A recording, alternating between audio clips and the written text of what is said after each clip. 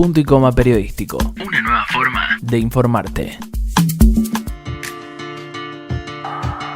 Hola, bienvenidos a otro episodio de esto que es Punto y Coma Podcast. Mi nombre es Franco Graf y en este 10º capítulo vamos a ampliar el podcast pasado sobre los precios únicos a los que llegó la soja y el maíz, ya que el campo es algo importantísimo en nuestra zona.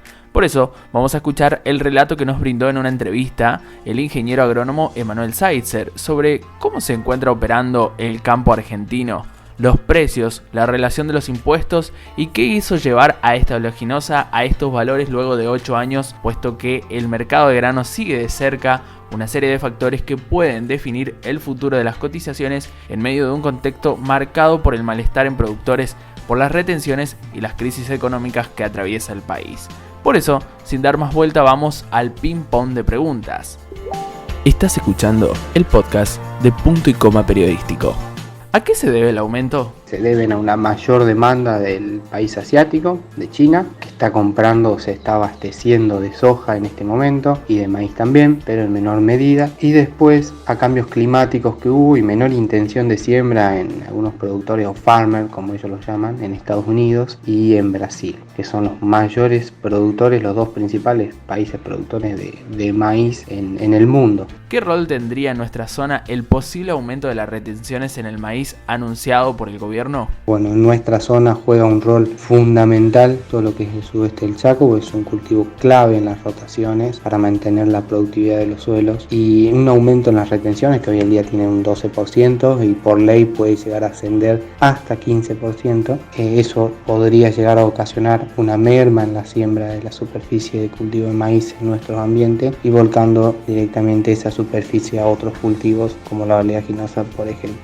Para nuestra zona sería tremendo, ya que por nuestra distancia a puerto el cultivo tiene los números muy finos por una cuestión de flete y de menor potencial productivo en nuestros ambientes. ¿Qué estimaciones hace la Bolsa de Rosario y qué rinde promedio tiene en nuestra zona? En base a estimaciones de lo que hace la Bolsa de Comercio Rosario, la superficie de maíz y de soja en Argentina se mantuvo muy similar en comparación del año pasado. En maíz en el país se siembran 7,3 millones de hectáreas y 16,9 millones de hectáreas para el cultivo de soja. 7,3 para maíz, 16,9 millones de hectáreas para soja. El rinde promedio en maíz anda a nivel país en 78 quintales. Para esta campaña es una proyección que se hizo en función de las condiciones climáticas también que atravesamos. En primer momento una sequía allá por el mes de fin de enero y todo febrero, y después las grandes lluvias que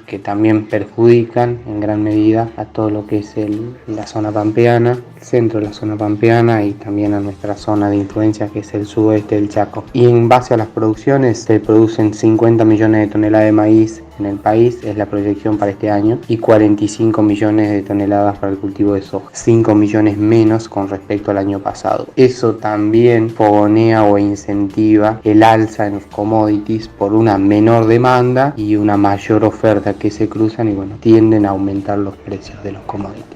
Punto y Coma Periodístico. Una nueva forma de informarte. Los rindes promedios para nuestra zona, para el departamento 2 de abril, en estas últimas 10 campañas, rondan los 51 quintales para el caso de maíz, quintales por hectárea, y en el caso de soja, los 21 a 22 quintales por hectárea promedio en estas últimas 10 campañas. Puede haber años en el que se supera ese promedio ampliamente y años en los que se dificulta mucho llegar a esos rindes, una cuestión de condiciones climáticas a las que estamos sometidas, y sobre todo los últimos 2 campañas que tuvimos inundaciones con gran deterioro de los suelos y las pérdidas casi totales en algunos cultivos. ¿Qué valores reciben los productores de sus toneladas producidas? Si bien la soja cotiza hoy en día $550-560 la tonelada en la bolsa de Chicago, en nuestro país tenemos que descontarle las retenciones a la oleaginosa que rondan el 33% hoy en día y otros costos más de exportación que tiene el cultivo, por lo que ese monto de $555 en promedio se reduce a $337 promedio por hectárea. Eso no quiere decir que el productor va a adquirir esos $340, sino más bien que la liquidación al productor se hace en pesos, pero se toma el precio de referencia del dólar dólar del tipo de cambio oficial, y de esos $339, en teoría el productor adquiere o percibe por su mercadería en pesos la suma de 31.500 la tonelada. El problema es que el productor no se quiere quedar con esos pesos y tiene que salir a comprar divisas, y cuando compra las divisas, hoy en día la única forma de comprarlos es el dólar bolsa o el dólar contado con liquid, el dólar MEP que se llama, que está en torno a los $153, 153 pesos por cada dólar. Entonces ese precio, estábamos hablando de $340 que percibe un productor argentino por su cereal, en el caso de la soja estamos hablando, al realizar el canje y comprar dólar MEBAS, un dólar que está muy por encima del dólar oficial, termina adquiriendo por su mercadería $206, que está muy lejos de los $555 que figuran en la Bolsa de Comercio de Chicago.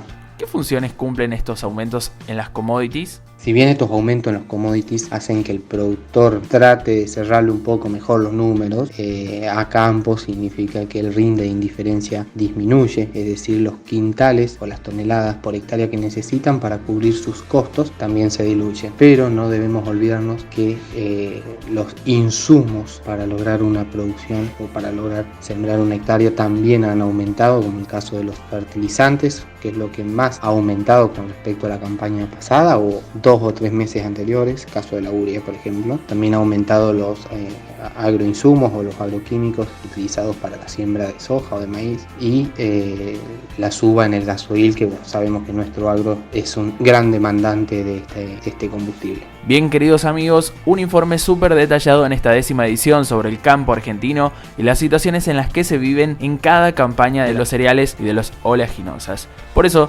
nosotros ahora te invitamos a escuchar el capítulo anterior, en donde dialogamos con el ingeniero Diego Erle con datos sumamente interesantes, y por supuesto también a compartir y dejarnos tu me gusta o comentario en nuestros episodios para ayudarnos a crecer. Hasta acá llegamos nosotros, nos encontramos en un próximo episodio. Chau.